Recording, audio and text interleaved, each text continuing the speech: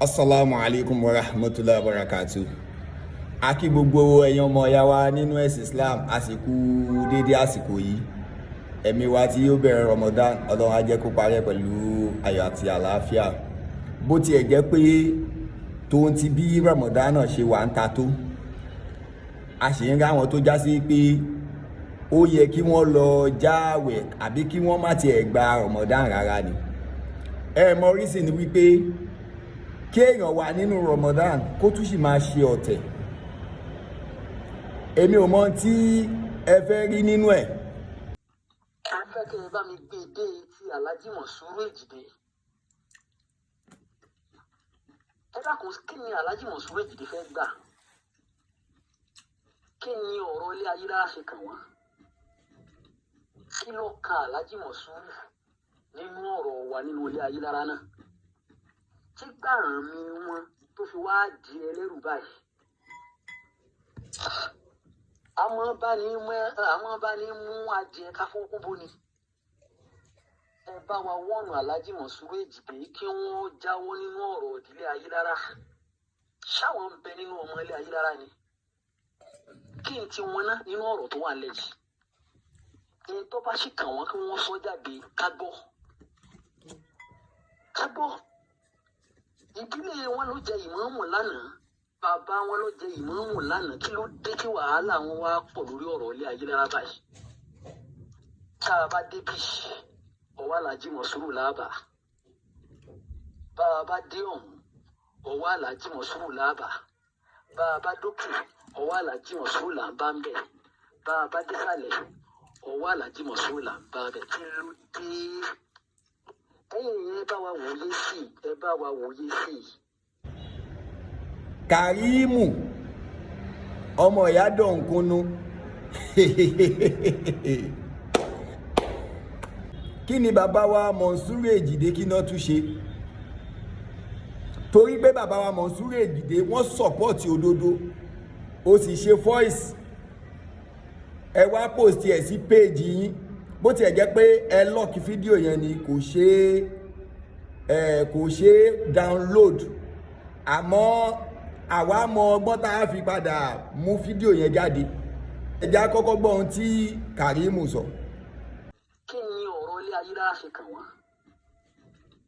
Kí ló ka Alhaji Monsuru nínú ọ̀rọ̀ wa nínú ilé ayé rárá náà? Tí gbàràn mi wọn tó fi wá di ẹlẹ́rù báyìí. Àwọn bá ní mú adìẹ ká fọ́kú bó ni. Ẹ bá wa wọ́nù Alhaji Monsuru Ejide kí wọ́n jáwọ́ nínú ọ̀rọ̀ ìdílé ayé rárá. Ṣáwọn ń bẹ nínú ọmọ ilé ayé rárá ni. Kí n ti wọn ná nínú ọ̀rọ̀ tó wà lẹ́yìn. Ẹni tó bá sì kàn wọ́n kí wọ́n sọ jáde ká gbọ́. Ká gbọ́. Ìdílé wọn ló jẹ ìmáàmù lánàá, bàbá wọn ló jẹ ìmáàmù lánàá, kí ló dé tí wàhálà wọn wá pọ̀ lórí ọ̀rọ̀ ilé ayé rárá báyìí. Tá a bá débí ọwọ́ Alhaji Monsuru làbà, bá a bá dé ọ̀hún ọwọ́ Alhaji Monsuru làbà, bá a bá dókè ọwọ́ Alhaji Monsuru là ń bá ń bẹ̀, bá a bá désàlẹ̀ ọwọ́ Alhaji Monsuru là ń bá bẹ̀. Kí ló dé? Ṣẹ́yìn náà ti gbọ́, ó ní tọ́ bá débí ọwọ́ bàbá wa Ejide ni wọ́n bá ń bẹ̀, tọ́ bá dọ̀hún ọwọ́ bàbá wa Ejide ni wọ́n bá ń bẹ̀. Pẹ̀lú ògo t'Ọlọ́run, bàbá wa Ejide ọwọ́ yín ò ní kúrò nínú ọ̀rọ̀ Imam Ogbomọṣọ láéláé, ọwọ́ yín ò sì ní kúrò nínú mùsùlùmí gbogbo ìlú Ogbomọṣọ láéláé. Gbogbo àwọn tí wọ́n bá wá náà wọ́n fẹ́ dọ̀tí yín, àwọn Ọlọ́run á dọ̀tí. Torí bàbá yìí wọ́n sọ níjọ́ kínní àná yìí pé jẹ́jẹ́ àwọn ọ̀nà wọn dú, ẹ̀yin náà lẹ mú arákùnrin yìí wá bá àwọn pé ọmọ inú ilé yìí ni. Ìwọ náà gbọ́ ọ̀rọ̀ rírù tó sọ lẹ́nu. Àmọ̀pọ̀mọ wa kọ́ ni tẹ́lẹ̀, ìgbà táwa ṣẹ̀ṣẹ̀ wá mọ̀pọ̀mọ wa ní làwa sọ pé kì í ṣe ọmọ wa mọ́. Ìdílé ayé rárá ló gbé wá nígbà tí ìdílé padà wá wáyé pé ọmọ yìí àníṣe kò ń ṣe ẹ̀jẹ̀ wa. Nígbà wọn gbé wá ṣẹ́yìn lè náwó ẹ̀jẹ̀ ni. Ilé tí wọ́n tún ṣe ó bèbè ló kó mílíọ̀nù of náírà kalẹ̀ tó fi tó lè ṣe kì í ṣe ìran fa kì í ṣe ìran yínúfà ló kó wú kalẹ̀ nínú ilé ayé rárá. Nígbà tí wọn ò mọ̀, nígbà tí wọ́n padà wá mọ̀, tí wọ́n tá a wá sọ̀rọ̀ jáde kí n ti yín. àmọ́ yìí pé kì í ṣọmọ wa tẹ́lẹ̀ nígbà ní ìsìta tí wàá mọ̀ pé kì í ṣọmọ wa ó yẹ kẹ́yìn náà bá wa gbà bẹ́ẹ̀ ni irú àbòsí jákujàku wo lẹ fẹ́ràn kẹ́ máa pa báyìí irú eléyìí náà ní ìsálò ń gbàwẹ̀ àbí Kàrímù ọmọ ìyá dọ̀nkunu ṣé bí ọ ṣẹ̀ṣẹ̀ gbà wọ náà ọmọ ilé Ayílára ni ní 6 years ago àbí ṣe bọ́ mọ àlè ni wọ́n ń pè ẹ́ tẹ́lẹ̀ ìbọn ní ìyá rẹ̀ pé oníṣìná ní ìyá rẹ̀ pé àmọ́ wọ́n ṣẹ̀ṣẹ̀ gbà ẹ́ padà sílé gẹ́gẹ́ bí ọmọ ọkọ ni gẹ́gẹ́ bí ìtàn tá a gbọ́ now ìwọ wá ń jáde òun sọ̀tàn ilé Ayílára kí ni èjì ẹ pẹ̀lú àwọn bàbá tó wà ní ilé Ayílára ó wá ń fẹ́ máa tánìṣí méjì bàbá oníbàbá tí wọ́n gbé òdodo dání bàbá wa Monsuru Ejide aburú ò ní ṣe yín láéláé ẹ ní mọ̀ṣẹ́ o ẹ sì ní ràárẹ̀ àìsàn burúkú ò ní kọlù yín lágbára Ọlọ́run gbogbo tẹ́ wá ń fẹ́ ní dáadáa Ọlọ́run á túbọ̀ bá wa ṣe fún yín oríṣiríṣi orúkọ lẹ ti pè bàbá yìí nítorí bọ́ sọ̀pọ̀tì òdodo torí àbòsí tẹ́yìn fẹ́ ṣe oríṣiríṣi orúkọ ẹ tún ṣe fíìmù ẹ tún ṣe títí ẹ tún fi bàbá yìí ṣe fíìmù nígbà tí wọ́n ní wọ́n ń ṣe kinní kan tí wọ́n ń ṣe kánífà kan ní Ògbómọ̀ṣọ́ ẹ tún fi bàbá yìí ṣe fíìmù àwọn àgbààgbà tó sì wà ń bẹ wọn sì dánilẹ́kùn pé ìtẹ́ ṣe yòókù díẹ̀ káàtó náà ìwọ Kàrímù tún wá pé mẹ́ńsọ̀ bàbá yìí níwọ tó já sí wípé ìwọ fúnra rẹ wọ́n ṣẹ̀ṣẹ̀ gbà ẹ́ sílé gẹ́gẹ́ bí ọmọ ọkọ ni ó ń ṣe ọmọ ọkọ tẹ́lẹ̀ now ìwọ ìkan náà ló ń sọ pé ọmọ ọba ni wá ṣọ́ọ̀bà lẹ̀ ń jà fún ni àbí ìmáàmù torí ọ̀rọ̀ yóò tiẹ̀ yé wa prince aṣáárín prince kìíní kan lẹ́yìn orúkọ ẹ̀ ṣé ohun tó ń sọ nísìnyí ni pé ọba Ṣọ̀ún ló fẹ́ gbà ní àbí torí ọ̀rọ̀ yóò yé mi ó sọ̀rọ̀ mọ́ọ̀mù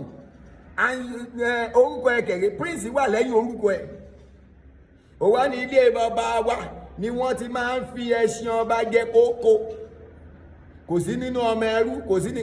bẹ́ẹ̀ ni bàbá wa ìmọ̀ọ́mù gbogbo olú Ògbómọ̀ṣọ́ ìsínú ọmọ ẹrú ọmọ ọkọ ni ṣebí ara yín náà ti sọ pé ọmọ ọkọ ni wọ́n. ìmáàmù ọ̀fàgán fi style clarify rẹ̀ yí pé ọmọ ọkọ ni ìmáàmù tọ́lẹ́à.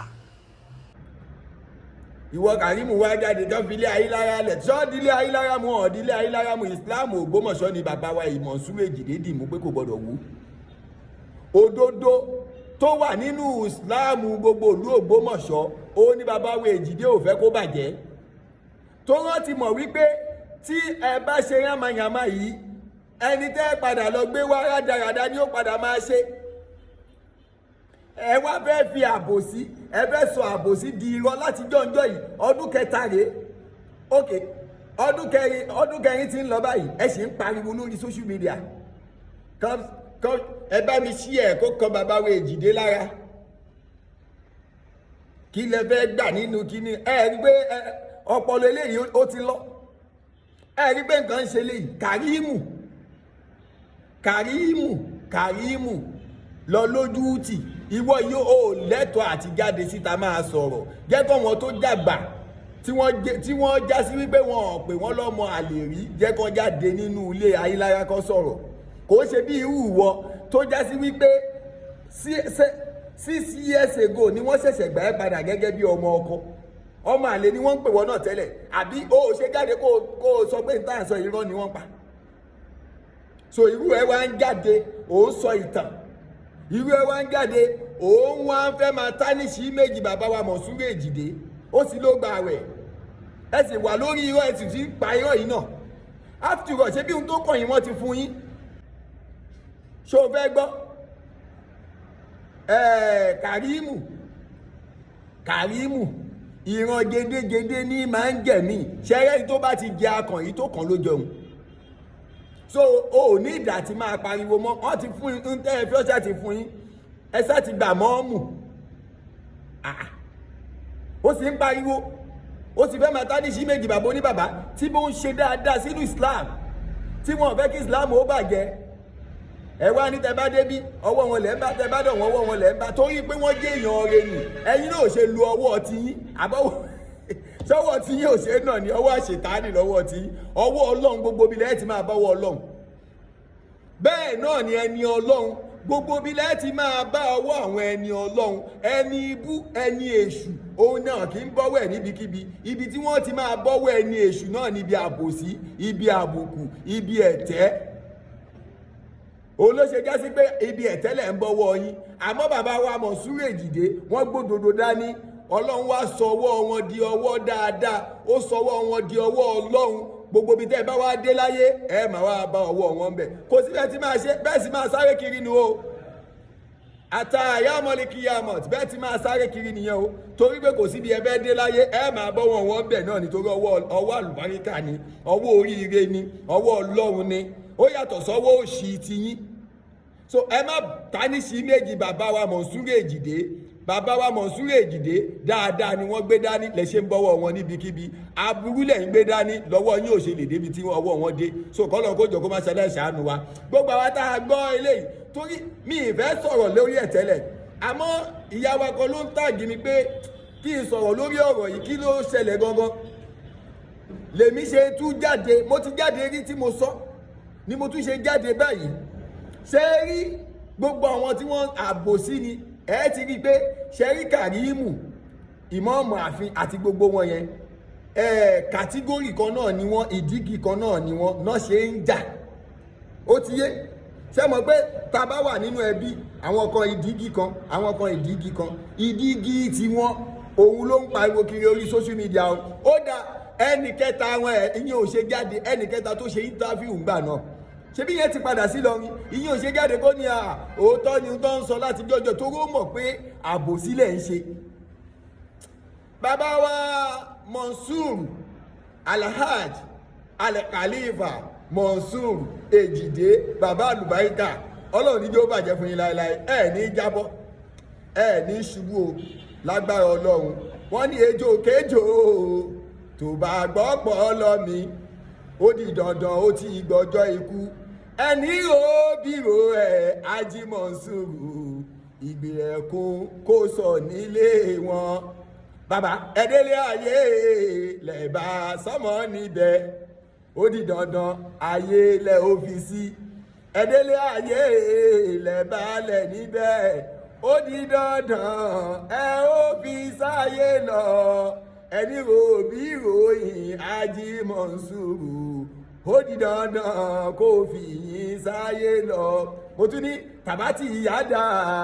oríṣi mẹ́ta fáwọn ọ̀tá yín táyé wọ́n ti ta tọ́wọ́ lọ ń gbẹ́bọ̀ sóríta mẹ́ta lórí Ají Monsuru ọmọ Ejide ó di dandan ayé wọ́n ti ta wọ́n tún wá ní pé tíṣù bá ta wọn ló ti ta bàgbàdo bá so mọ́ wọn ló ti ta bọ́bẹ̀ bá ta lẹ́nu wọn ló láta ilé aláta ni wọ́n ti ń tata ìyá aláta ló sì ń tata ó ti dájú ayé wọ́n ti ta ọlọ́run dákun má tọ́nà àdánwò sátìyà dákun má tọ́ ti ìbànújẹ́ sínú ayé Ají Monsuru ọ̀lẹ nìyí alàlálágbára gbogbo ẹ̀dá tó bá ti robi wa bàbá wa Ají Monsuru Ejide ọlọ́run ò má ṣe jẹ́ kí bí ó jẹ́ tiwọn dáadáa ni kó máa jẹ́ tiwa àti bàbá wa Sheikh Dr. Tọ́láhà Yunus Ayílára second Imam gbogbo ìlú Ògbómọ̀ṣọ́ oníwàásí àgbáyé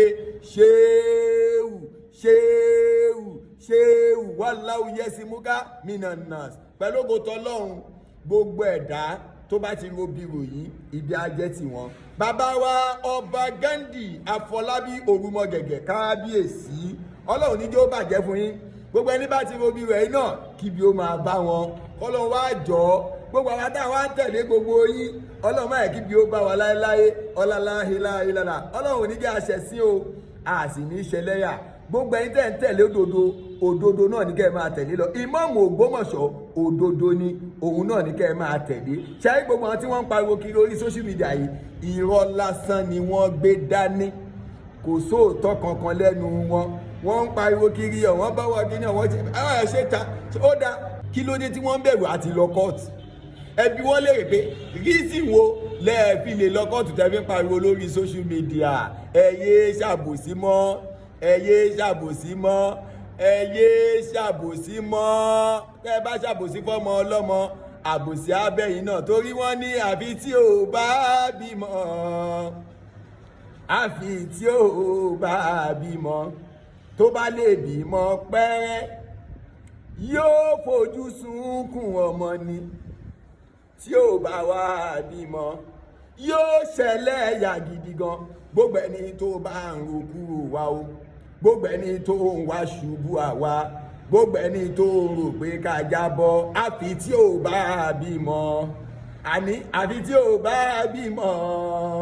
Haji Monsuru Ejide àfi tí ò bá bímọ Sheikh Dr. Tolat Yunus àfi tí ò bá bímọ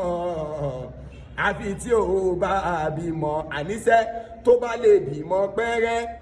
yóò fojú sunkún ọmọ ní kàbísọ́ra tí ò bá wá bímọ àníṣe yóò ṣẹlẹ̀ ẹ̀yà gidi gan gbogbo ẹni tó bá ń ro kúrò wá o gbogbo ẹni tó ń wá ṣubú àwa àfi tí ò bá bímọ subhana rabbika rabbil izzati amma yasifun ojú wọn salamu alaikum.